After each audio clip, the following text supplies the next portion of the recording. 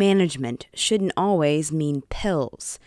Tai Chi, acupuncture, and yoga can often be just as effective.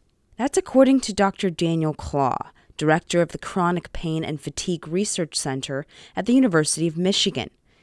In an interview at the annual Perspectives in Rheumatic Diseases conference, he said rheumatologists often overlook the advantages of non-pharmacologic treatments.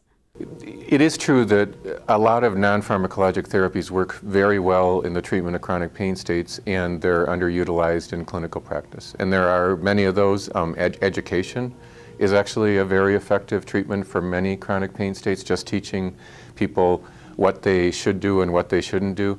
And this has been more widely adopted in every other disease other than pain. If someone gets diabetes or congestive heart failure, a primary care physician would normally now send them to their nurse and do several hours of diabetes education that would talk about diet and exercise and all the things that a patient can do to better manage their pain.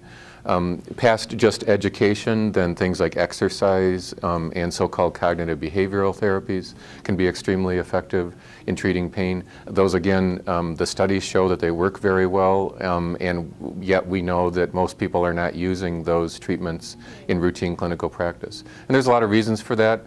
In part, it's because third-party payers don't necessarily reimburse for those types of treatments. But whether it's those non-pharmacologic treatments or things like yoga, Tai Chi, acupuncture, so-called complementary and alternative treatments, these treatments can actually be very helpful in people, especially when you use a couple different treatments in combination and you're attentive to what the patient wants to use with respect to their treatment. That's another thing that I don't think we do a very good job of, is listening to patients and seeing what it is that they would gravitate towards to manage their pain. Because if a patient believes they're going to get better, it's much more likely they will get better. The placebo effect is very strong.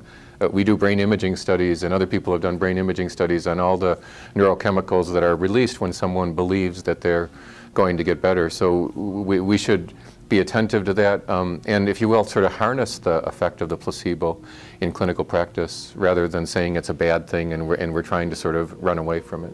With IMNG Medical Media, this is Frances Correa.